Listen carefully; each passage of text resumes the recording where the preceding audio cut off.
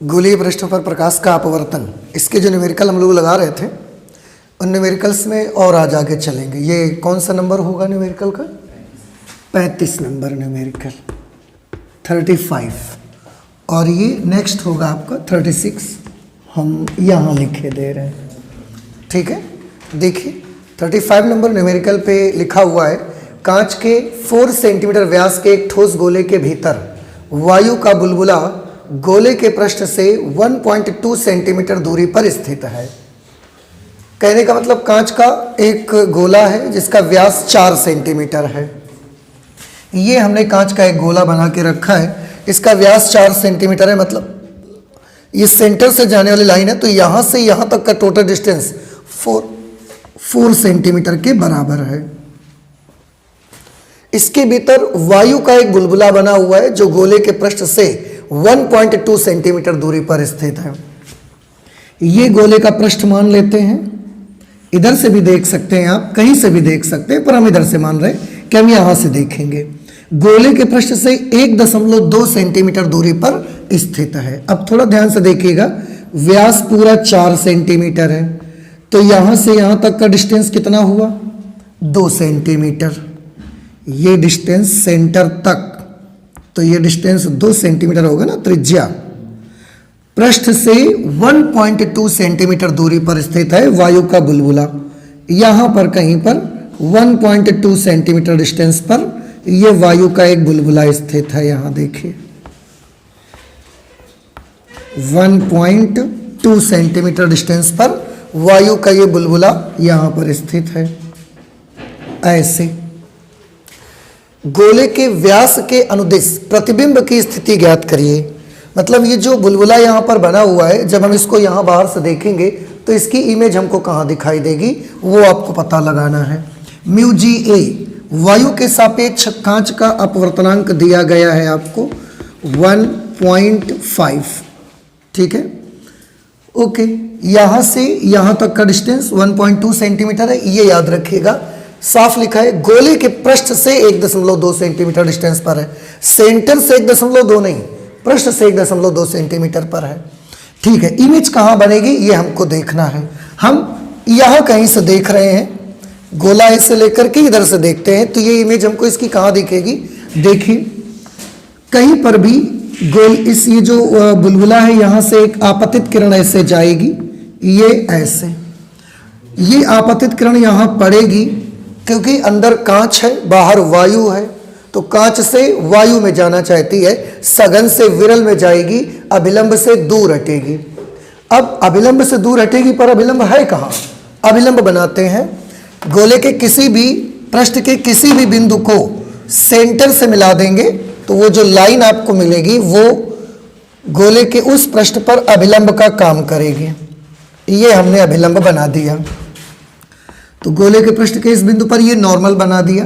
अब इस किरण का जाने का रास्ता देखिए, ये है, ये जो किरण आपतित हुई है बुलबुले से, इसके जाने का रास्ता तो ये है। अगर कांच के बाद यहाँ वायु ना आई होती, माध्यम बदला नहीं होता, तो ये इस रास्ते पे सीधे निकल जाती। लेकिन ये किरण कांच से वायु में आ रही है, सघन से विरल में आ रही है, इसलिए अभिलंब से दूर हट जाएगी। तो अगर इसको अभिलंब से दूर हटना है, जाने का रास्ता ये है, अभिलंब से दूर हटने के लिए इसको नीचे की तरफ झुकना पड़ेगा या और ऊपर उठना पड़ेगा? ऐसे और ऊपर उठना पड़ेगा। तो ये प्रकाश की जो किरण है वो इस रास्ते पर ऐसे निकल जाएगी, ऐसे निकल जाएगी। और इसको जब आप पीछे बढ़ाओगे, ये जब पीछे बढ़ाएंगे आप इसे, तो ये प्रकाश की किरण इस पॉइंट से कहीं से आती नजर आएगी, इस दिशा में चली जाएगी, इस डायरेक्शन पे नहीं जाएगी। और इसको जब हम पीछे बढ़ाएंगे तो ये यहाँ कहीं से आती हुई नजर आएगी और यहीं पर बन जाएगा इस बुलबुले का प्रतिबिंब। तो ये अपवर्तित किरण है। देखिए फिर से, ये बुलबुला है, ये आपतित किरण है, ये अभिलंब है, ये अपवर्तित किरण है। इसके सामने जब आप अपनी आईज को सेट करेंगे तो ये प्रकाश की किरण यहाँ किसी बिंदु से आती हुई नजर आएगी, और जिस बिंदु से आती हुई प्रतीत होगी आपको, उसी बिंदु पर बुलबुले का आभासी प्रतिबिंब बनेगा। तो यहां पर इसकी इमेज बनेगी आई। हमको इस इमेज की ही सिचुएशन पता लगानी है। ऐसा क्वेश्चन आप लगा भी चुके हैं, तो किस तरीके से लगाएंगे, इस पृष्ठ के लिए आपको कैलकुलेशन करनी है। अब हम सॉल्व करना शुरू करते हैं। हमको 3-4 चीजें चाहिए। म्यू चाहिए। पहले तो ये देखिए कि प्रकाश किरण कहां से कहां जा रही है। कांच से वायु में जा रही है, इसलिए कांच के सापेक्ष वायु का अपवर्तनांक चाहिए, म्यू ए जी चाहिए। कांच के सापेक्ष वायु का अपवर्तनांक, उसके लिए फॉर्मूला लगाएंगे 1/μ जी ए।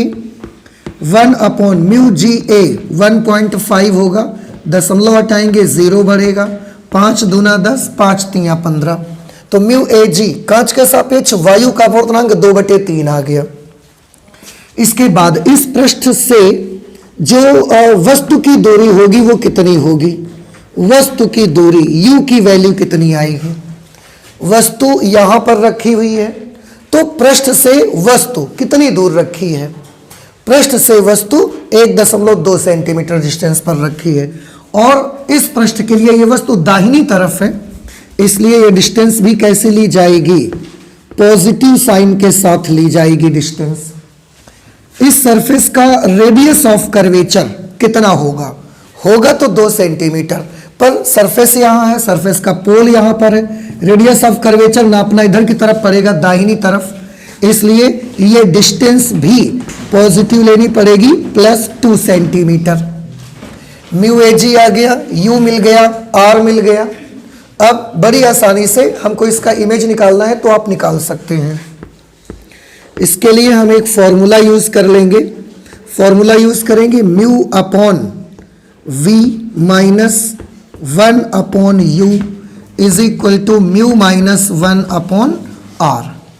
म्यू की जगह पर ये म्यू ए जी यूज करेंगे, क्योंकि प्रकाश किरण कांच से वायु में जा रही है, तो कांच के सापेक्ष वायु का अपवर्तनांक लेना है आपको। ये म्यू ए जी, यहां पर भी mu a ji, mu a g की वैल्यू है 2/3, तो 2/3 लिखा, और उसके साथ में ये v minus 1/u, u is +1.2। Mu a g की वैल्यू है 2/3, 2/3 माइनस 1, और r की जगह पर आएगा 2, ये प्लस का 2। अब ये 2/3v minus 1/1.2 is equal to 2/3 में माइनस करिए, -1/3, और ये 2 के साथ गुणा होगा तो -1/6। ये उधर जाके प्लस हो जाएगा, तो 2/3v is equal to 1/1.2 minus 1/6। ये 2/3v इज इक्वल टू 6, हमने एलसीएम ले लिया, 1.2 से डिवाइड करेंगे, 1.2 पंचे 6 होते हैं, तो ऊपर 5 आ जाएगा यहाँ पर, और -1। आप चाहें तो इसे 3 से 2 बार में ये कैंसिल कर सकते हैं।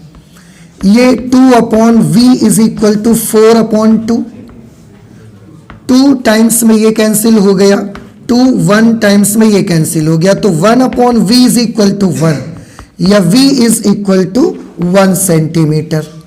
इसका मतलब है इस बुलबुले का प्रतिबिंब इस पृष्ठ से 1 सेंटीमीटर डिस्टेंस पर बनेगा यहां पर। तो सरफेस से और इमेज तक का जो डिस्टेंस होगा वो डिस्टेंस 1 सेंटीमीटर के बराबर आ जाएगा। पृष्ठ से 1.2 सेंटीमीटर पर बुलबुला वास्तव में रखा हुआ है, और यहां से देखने पर 1 सेंटीमीटर डिस्टेंस पर इमेज आपको दिखाई देगी। बस इतना सा क्वेश्चन है। नेक्स्ट आपके सामने 36 नंबर पे इसी तरह का है क्वेश्चन, देखते हैं, पढ़ते हैं। लिखा हुआ है कांच जिसका म्यू 1.5 है, यानी कि अपवर्तनांक 1.5 है, तो mu g a is equal to 1.5 के 4 सेंटीमीटर व्यास के एक ठोस गोले के भीतर, इसका व्यास 4 सेंटीमीटर है, ये कांच का एक ठोस गोला बना हुआ है। वायु का एक बुलबुला गोले के पृष्ठ से 1 सेंटीमीटर दूरी पर दिखाई देता है, 1 सेंटीमीटर दूरी पर दिखाई देता है। देखो, आप देखते हो बुलबुले का दिखाई देना और वहां पर एक्चुअली होना, ये दोनों अलग अलग चीजें हैं। अगर बुलबुला आपको 1 सेंटीमीटर डिस्टेंस पर दिखाई देता है, इसका मतलब बुलबुले का इमेज 1 सेंटीमीटर डिस्टेंस पर बना हुआ है। तो यहां से 1 सेंटीमीटर डिस्टेंस पर इसका इमेज बना हुआ, ये आई है, आपको दिखाई दे रहा है। एक्चुअली तो बुलबुला वहां रखा नहीं है ना, तो ये इमेज का डिस्टेंस है, दिखाई देता है। गोले के भीतर बुलबुले की वास्तविक स्थिति ज्ञात करें। पता नहीं क्यों मुझे ऐसा लग रहा है कि जो क्वेश्चन अभी हमने यहां पर लगाया है, ये वाला सेम वही क्वेश्चन ये है, बस फर्क इतना है, इसमें म्यू दिया था, यू दिया था, आर दिया था, वी निकालना था। इसमें हमको म्यू दिया है, आर दिया है, वी दे रखा है, तो यू निकाल देना है। तो जब सारी चीजें वही है तो आंसर भी तो वही आएगा। यू का मान कितना आ जाएगा, 1.2 सेंटीमीटर आ जाएगा इसका। ठीक है, तो हम सॉल्व नहीं करेंगे, हम सारी वैल्यू सेट करके दे देंगे आपको, आप यूज करिएगा। आर की जगह पर क्या लिखना है, आर की जगह पर लिखना है +2 सेंटीमीटर। आज वी दिया गया है और वी की वैल्यू है 1 centimetre, because image is at the right hand side of the surface, so image will be taken as positive sign. ठीक है, तो म्यू हो गया, आर हो गया, वी हो गया, और हमें बुलबुले की वास्तविक स्थिति पता लगानी है, मीन्स रियली बुलबुला कहां बना हुआ है ये हमको मालूम करना है। तो उसके लिए हमको वस्तु की दूरी निकालनी पड़ेगी, u is equal to question mark. आप फॉर्मूला लगाइएगा, mu g a upon v -1 upon u is equal to mu g a नहीं, म्यू ए जी, क्योंकि यहां पर भी जब बनाएंगे आप रे डायग्राम, तो कांच से हवा में आना पड़ेगा प्रकाश किरण को, तो म्यू ए जी का इस्तेमाल होगा। कांच के सापेक्ष वायु का अपवर्तनांक, यहां पर mu a g -1 upon r. अब आगे की जिम्मेदारी आपकी है, ये काम आपको करना है। म्यू ए जी, हमने म्यू जी ए दिया है आपको, आप म्यू ए जी निकालिए, तरीके बताए गए हैं, ऐसा नहीं कि पहली बार कर रहे हैं आप।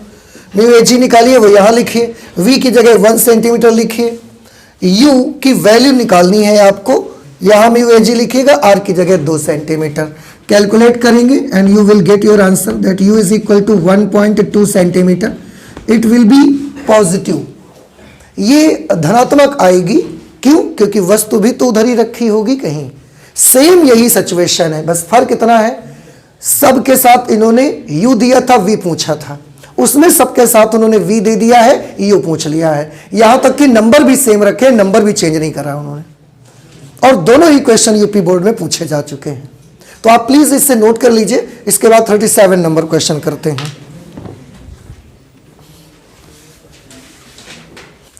37 नंबर न्यूमेरिकल करते हैं। लिखा हुआ है 12 सेंटीमीटर व्यास वाले कांच के ठोस गोले पर समांतर किरणें आपतित हैं। 12 सेंटीमीटर व्यास का कांच का बना एक ठोस गोला है, खोखला नहीं है, ठोस है, अंदर तक ग्लास भरा हुआ है, उस पर समांतर किरणें आपतित होती हैं। अंतिम रूप से अपवर्तन के पश्चात ये किरणें कहां पर केंद्रित होंगी? जब पूरा अपवर्तन हो चुकेगा तो वो जो प्रकाश की किरणें होंगी ये कहां पर केंद्रित होंगी, ये आपको पता लगाना है। किरण आरेख भी प्रदर्शित कीजिए। कांच का अपवर्तनांक 1.5 है, इतनी चीजें आपको बताई गई हैं। कांच का अपवर्तनांक 1.5 है, तो हम म्यू जी ए लिख लेते हैं 1.5। बाकी चीजें जरूरत पड़ने पर यूज करेंगे, क्योंकि उनमें मुझे बदलाव करना भी पड़ सकता है। तो यहाँ पर मैं कांच का एक ठोस गोला बना लेता हूँ। इस पर सबसे पहले किरण आरेख देखा जाए तो एक तो हम इसकी मुख्य अक्ष बनाना है मुझे, ये हमने एक मुख्य अक्ष बना ली, प्रिंसिपल एक्सिस।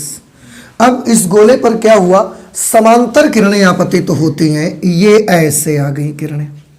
जो हमारी ये मुख्य अक्ष थी इस गोले की, इसके समांतर किरणें आपतित तो हुई। समांतर किरणें आपतित हुई तो यहां पर जब किरणें ऐसे गिरेंगी, फिर इसके बाद कांच में जाना चाहती हैं, तो वायु से कांच में जा रही हैं, इसका मतलब है विरल से सघन में जा रही हैं, अभिलंब की ओर झुकेंगी। अभिलंब कहां है, तो हमने ये सेंटर से इसको मिलाया। इस तरीके का क्वेश्चन आप सॉल्व कर चुके हैं। सेंटर से इसको हमने मिलाया, ये इस पॉइंट पर नॉर्मल बन गया, इस पॉइंट पर। अब जाने का एक्चुअली इसका रास्ता ये है, सीधी निकल जाना चाहिए इसको, लेकिन क्योंकि वायु से कांच में जा रही है तो विरल से सघन में जा रही है, तो क्या करेगी, अभिलंब से दूर हटेगी कि अभिलंब की ओर झुकेगी, अभिलंब की ओर झुक जाएगी। अगर अभिलंब की ओर झुकेगी तो ये थोड़ा सा नीचे की तरफ आएगी कि ऊपर उठ जाएगी, थोड़ा सा नीचे की तरफ आ जाएगी, तो ये ऐसे आ जाएगी, उस रास्ते पर नहीं जाएगी, थोड़ा सा नीचे की तरफ ऐसे चली आएगी। इस दिशा में चली जाएगी ऐसे। लेकिन जब ये कांच के भीतर वायु से कांच में आई और ऐसे जा रही थी, उस समय कांच के भीतर चलती गई और यहां पर जब पहुंची तो फिर से ये कांच से वायु में निकल रही थी। अगर ये सेकंड सरफेस ना होती, मतलब इधर पूरे में ग्लास ही ग्लास भरा होता, तो जहां से भी किरणें आ रही थी उसकी इमेज इस पॉइंट पर ये बना देती जा करके आई डैश पर, समझ रहे।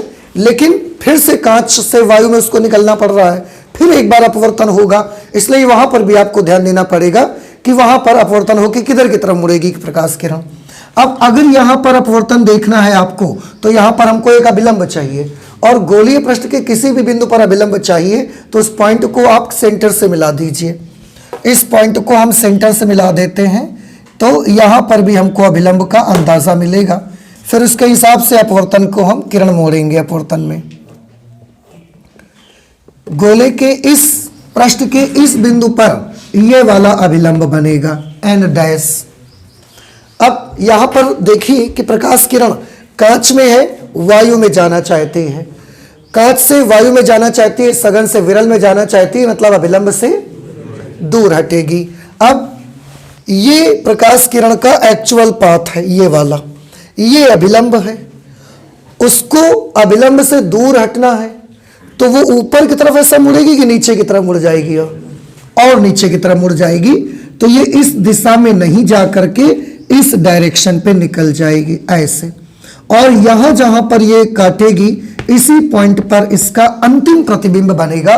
और फाइनली जो लाइट रे यहां से गई है ऐसे समांतर, वो उन्होंने पूछा है ना कि पश्चात ये किरणें कहां पर केंद्रित होंगी, अंतिम रूप से अपवर्तन के पश्चात किरणें कहां पर केंद्रित होंगी, तो अंतिम रूप से अपवर्तन के पश्चात किरणें इस पॉइंट आई पर केंद्रित होंगी, और इस आई के बारे में ही हमें जानकारी निकालनी है। इसका मतलब है यहां पर दो जगह अपवर्तन हुआ है, एक बार इस सरफेस पर अपवर्तन हुआ है, एक बार इस सरफेस पर अपवर्तन हुआ है।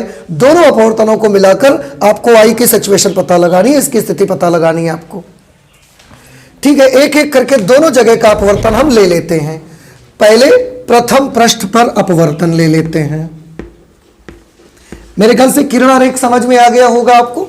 उन्होंने ये भी बोला था कि किरण आरेख भी प्रदर्शित कीजिए, वो भी हमने प्रदर्शित किया। प्रथम पृष्ठ पर अपवर्तन, पहले पृष्ठ पर जब अपवर्तन होगा तो बताइए म्यू क्या लेना पड़ेगा मुझे। म्यू, क्योंकि वायु से कांच में जा रही प्रकाश की किरण, तो वायु के सापेक्ष कांच का अपवर्तन चाहिए म्यू जी ए, और म्यू जी ए की वैल्यू 1.5 है। यू की जगह पर क्या लेना चाहिए बताइए, आप न्यूमेरिकल लगा चुके हैं इस तरीके का। वस्तु की दूरी कितनी होगी, अनंत, क्यों समांतर किरणें आ रही हैं तो माइनस इन्फिनिटी। इसके बाद आर की जगह पर क्या लेना चाहिए, देखो 12 सेंटीमीटर व्यास है तो त्रिज्या कितनी होगी 6 सेंटीमीटर, और इस सरफेस के लिए त्रिज्या 6 तो लेंगे, पर कैसे ले, प्लस की माइनस, प्लस, इसकी रेडियस इधर नापी जाएगी ना, तो प्लस 6 सेंटीमीटर। ये अब इससे कैलकुलेट करो तो ये पता लगेगा कि पहली जो सरफेस है इस गोले की, वो इमेज जो बना रही है आई डैश पर, वो कहां पर बनेगी जा करके। तो हम एक फॉर्मूला यहां पर यूज करेंगे, mu g a upon v minus 1 upon u is equal to mu g a minus 1 upon r. Mu g a की जगह पर 1.5 लिखेंगे, upon v minus 1 upon u, u की जगह minus infinity. Mu g a 1.5 minus 1 upon r की जगह पर 6 रख दिया हमने। बेटा ये माइनस माइनस प्लस हुआ, पर 1 अपॉन इन्फिनिटी तो 0 हो जाएगा ना, ये 0 हो गया। ये 1.5 upon v is equal to 1.5 में 1 माइनस हो जाएंगे 0.5 अपॉन 6। एक अंक पे दशमलव, एक अंक पे दशमलव काट दीजिए, 5 तिया 15। अब क्रॉस मल्टीप्लाई करेंगे तो v की वैल्यू आ जाएगी 3 6 18। v is equal to 18 centimetre.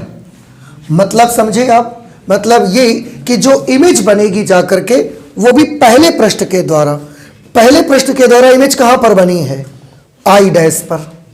ये इमेज पहले पृष्ठ से 18 सेंटीमीटर दूरी पर बनेगी, पॉजिटिव है इसका मतलब दाहिनी तरफ बनेगी। तो यहां से ले करके और यहां तक का डिस्टेंस बउआ ये जो दिखाई दे रहा है आपको, ये डिस्टेंस कितने के बराबर आएगा, 18 सेंटीमीटर के बराबर आ जाएगा। अच्छा यहां से लेकर और यहां तक का डिस्टेंस कितना है, ये वाला 12 सेंटीमीटर है, क्योंकि इस गोले का व्यास 12 सेंटीमीटर का है। तो इस सरफेस से और यहां तक की डिस्टेंस कितनी बचेगी, टोटल ये 18 सेंटीमीटर है, इसमें यहां से यहां तक 12 चला गया, तो यहां से यहां कितना बचा, ये 6 सेंटीमीटर डिस्टेंस बचा। इसका मतलब है पहले पृष्ठ से जो प्रतिबिंब बना है वो 18 सेंटीमीटर पर बना है, लेकिन अगर दूसरे पृष्ठ से वही इमेज आप नापने जाओगे तो 6 सेंटीमीटर दूर वो इमेज आपको दिखेगा। ये पहले पृष्ठ की बात अभी हमने की। अब फाइनल इमेज तो दूसरी सरफेस ने बनाई है, तो दूसरी सरफेस के लिए हमको कैलकुलेशन करना पड़ेगा। द्वितीय पृष्ठ पर अपवर्तन, द्वितीय पृष्ठ पर अपवर्तन, दूसरे पृष्ठ पर अपवर्तन के लिए म्यू, कौन सा म्यू लेना पड़ेगा मुझे, क्योंकि दूसरे पृष्ठ में आप देखेंगे तो कांच से वायु में प्रकाश किरण जा रही है, तो कांच के सापेक्ष वायु का अपवर्तनांक चाहिए, म्यू ए जी चाहिए। म्यू ए जी का मतलब 1 upon mu g a, 1 upon 1.5, दशमलव हटाया 0 बढ़ा दिया, 5 दूना 10 5 तिया 15, ये म्यू की वैल्यू निकल करके आ गई। दूसरी सरफेस के लिए वस्तु कौन सी है, दूसरी सरफेस के लिए आई डैश वस्तु का काम करेगी। तो दूसरी सरफेस से आई डैश तक का डिस्टेंस कितना है, 6 सेंटीमीटर। ये प्लस लेना चाहिए कि माइनस लेना चाहिए, ये सेकंड सरफेस है और वस्तु इसके दाहिनी तरफ है, देखिए अब तो प्लस ले 6 सेंटीमीटर की माइनस, माइनस प्लस 6 सेंटीमीटर, क्योंकि राइट साइड पे ऑब्जेक्ट रखा हुआ है। इसके बाद रेडियस कितनी लेनी पड़ेगी आपको, रेडियस क्योंकि व्यास 12 सेंटीमीटर तो रेडियस 6 सेंटीमीटर आएगा। बस ये बता दो कि प्लस लें कि माइनस ले लें। ये सरफेस है, इसका रेडियस ऑफ कर्वेचर हमें बाईं तरफ नापना पड़ेगा, इसलिए इसको हमें माइनस निशान के साथ लेना पड़ेगा, ठीक। और फिर से हम फॉर्मूला अप्लाई करेंगे, फॉर्मूला अप्लाई करेंगे, mu upon v minus 1 upon u is equal to mu minus 1 upon r. Mu की जगह पर 2/3 आएगा, तो ये 2 upon 3 v minus 1 upon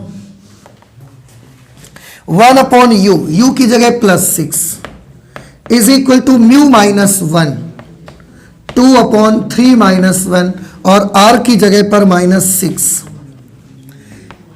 2 upon 3 v minus 1 upon 6 plus minus minus. इसको सॉल्व करेंगे, ये माइनस 1/3 बचेगा, माइनस माइनस कैंसिल हो जाएगा और ये आ जाएगा 1/18, ठीक है।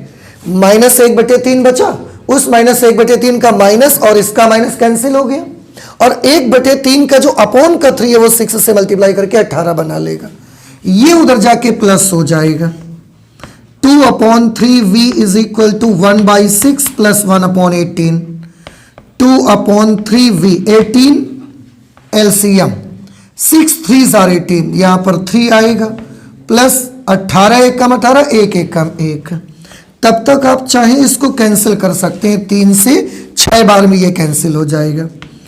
2 upon v is equal to 4 अपॉन 6, 2 upon v is equal to 3 + 1 हो गया 4 अपॉन 6। ये आप चाहो तो इसको कैंसिल कर दो 1.5 टाइम्स में। वो कहते हैं ना 4 डेढ़े 6, तो 4 से 1.5 बार में 6 कट जाएगा।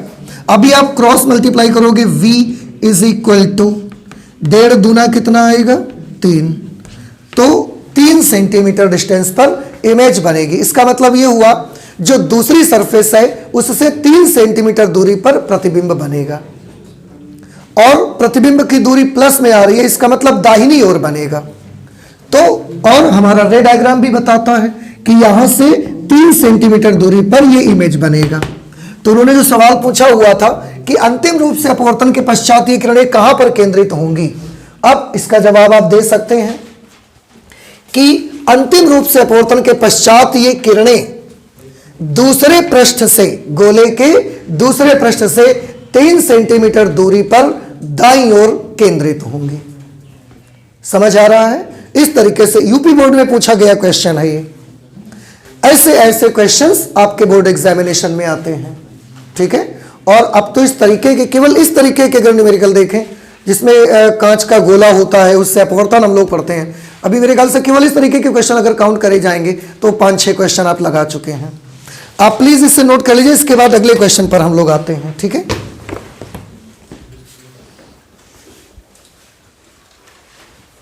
थर्टी 38 नंबर न्यूमेरिकल देखते हैं। सॉरी, लिखा हुआ है क्राउन कांच से समावतल लेंस बनाना है। क्राउन कांच लेंस और वगैरह बनाने के लिए ना 2 ही तरीके के कांच का ज़्यादा यूज़ करते हैं, एक क्राउन कांच यूज़ होता है और एक फ्लिंट कांच यूज़ होता है। तो क्राउन कांच से हमको एक समावतल लेंस बनाना है। समावतल मतलब सम अवतल, एक उसकी सरफेस समतल होगी, दूसरी सरफेस अवतल होगी। उसकी बनावट कुछ इस तरीके की होगी, ऐसा। एक पृष्ठ इसका समतल है, दूसरा पृष्ठ इसका अवतल है। समावतल लेंस बनाना है। लेंस के पृष्ठों की वक्रता त्रिज्याएं कितनी रखी जाए? लेंस के पृष्ठों की वक्रता त्रिज्याएं कितनी रखी जाए? ओ, समावतल लेंस। समावतल लेंस मतलब ये वाले लेंस को बोलते हैं समतलावतल लेंस। आई एम सॉरी, ये मैं नाम से थोड़ा सा कंफ्यूज हो गया। समावतल इसमें बोला जा रहा है, जबकि इस लेंस को कहा जाता है समतलावतल लेंस, ठीक है ना। याद रखिएगा, ये कौन सा लेंस है? समतलावतल, और हमें कौन सा बनाना है? समावतल। नाम लगभग एक जैसा है ना, थोड़ा सा कंफ्यूजन हो गया। समावतल मतलब होता है एक बाई कॉनकेव लेंस, ये वाला समावतल लेंस को कहा जाता है बाई कॉनकेव लेंस, ठीक है। अब इन्होंने बोला कि लेंस की पृष्ठों की वक्रता त्रिज्याएं कितनी रखी जाएं। क्या वक्रता त्रिज्याएं रखनी चाहिए कि लेंस की क्षमता -2.5 डाइऑप्टर हो। क्षमता दी गई है लेंस की, P is equal to -2.5 dioptre, और कांच का अपवर्तनांक दिया है μGA इज इक्वल टू 1.65। त्रिज्याएं पूछी जा रही हैं, तो मान लेते हैं कि दोनों पृष्ठ की वक्रता त्रिज्याएं बराबर हैं और उनको हम R रख लेते हैं, ठीक है। तो माना वक्र पृष्ठ की वक्रता त्रिज्याएं, वक्र पृष्ठ की वक्रता त्रिज्याएं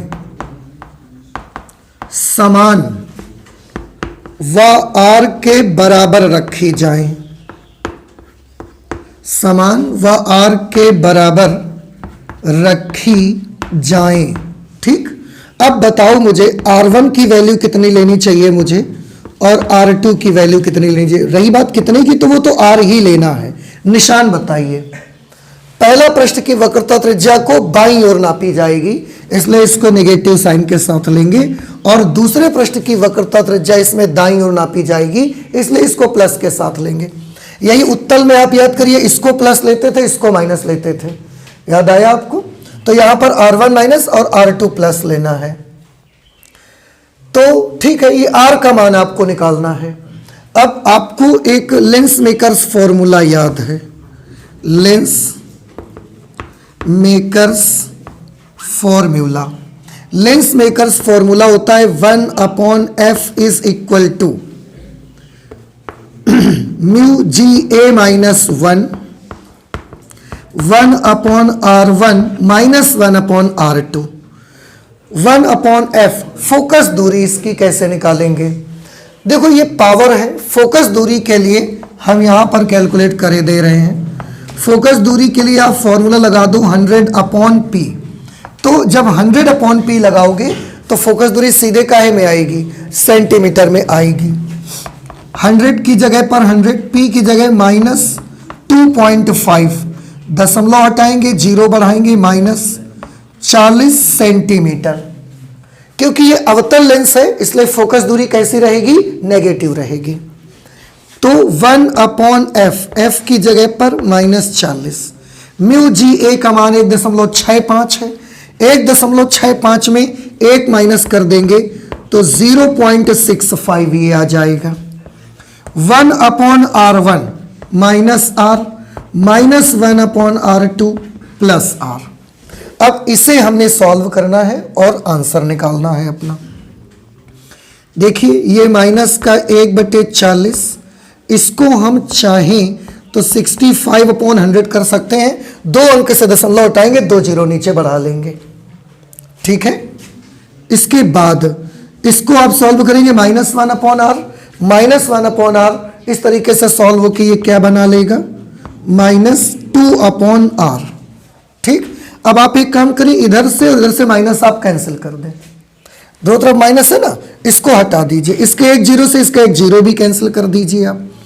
2 से आप इस 10 को कैंसिल करेंगे 5 टाइम्स में, फिर 5 से इस 65 को कैंसिल करेंगे 13 टाइम्स में।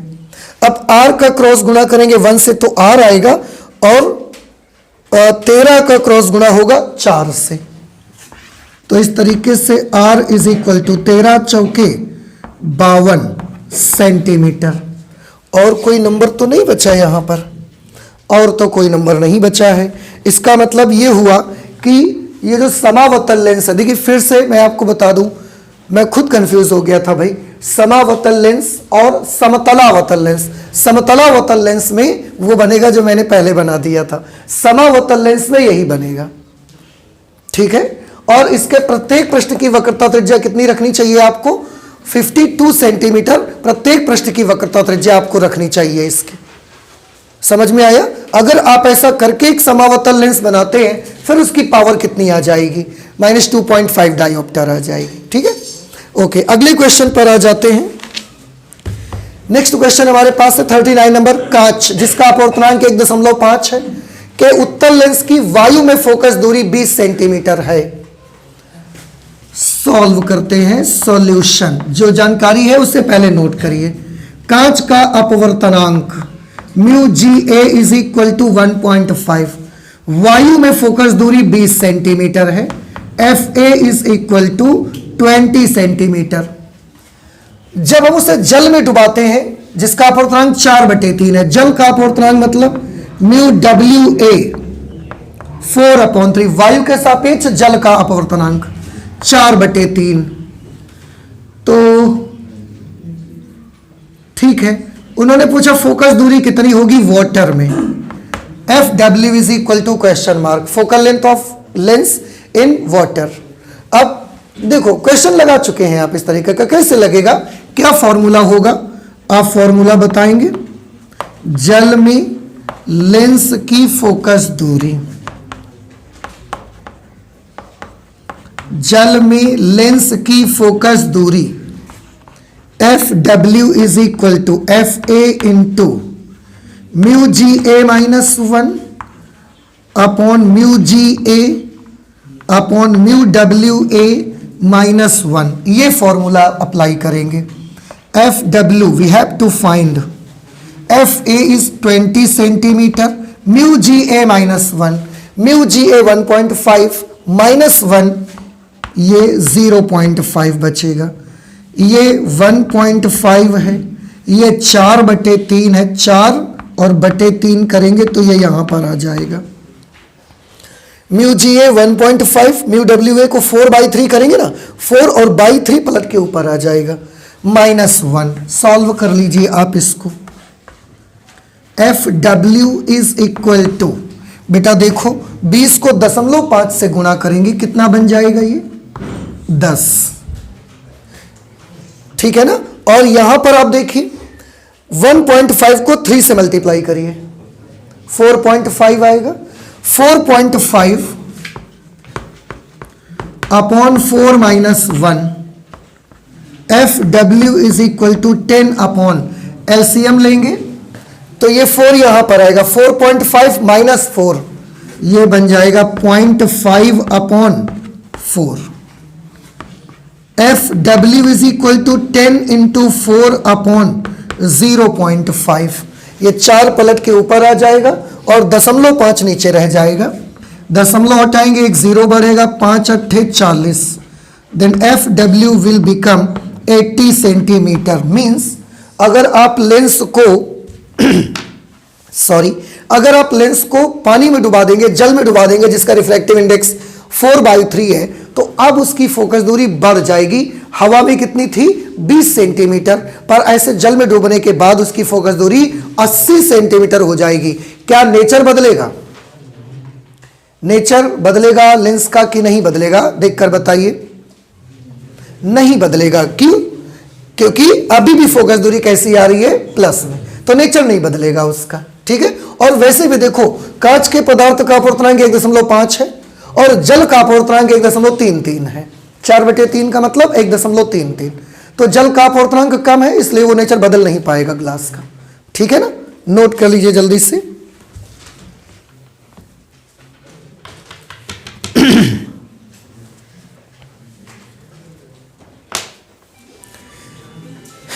ये आपका 39 नंबर क्वेश्चन हो गया। देखिए एक चीज और मैं आपको बता दूं, अभी आप देख रहे हैं लगातार, अब पिछले कुछ क्वेश्चंस से जब हम लोग लगाते हैं तो लगातार क्वेश्चंस रिपीट हो रहे हैं, उसी प्रकार के क्वेश्चन आ रहे हैं जो क्वेश्चन हम पहले ही भी लगा चुके हैं।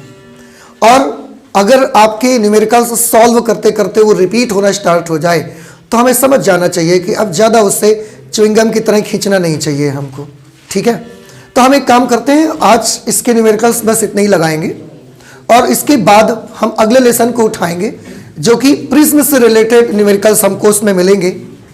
आई होप कि ये न्यूमेरिकल्स आपको अच्छे से समझ में भी आ गए हैं हर तरीके का। आप भी इनको लगा के प्रैक्टिस कर सकते हैं अपने घर में। और लगभग 40 न्यूमेरिकल 39 न्यूमेरिकल हम लगा चुके हैं।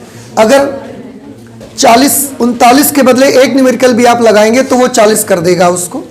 तो आज हम फिजिक्स में बस इतना ही रखेंगे और इस लेसन के न्यूमेरिकल भी आज तक ही लगाएंगे हम। अगली बार जब भी मुलाकात हमारी होगी हम लोग प्रिज्म से रिलेटेड न्यूमेरिकल्स को सॉल्व करना स्टार्ट करेंगे, ठीक है। तो आज फिजिक्स में हम इतना ही रखते हैं, चलते हैं, मिलते हैं अगली क्लास पे। Okay, thank you.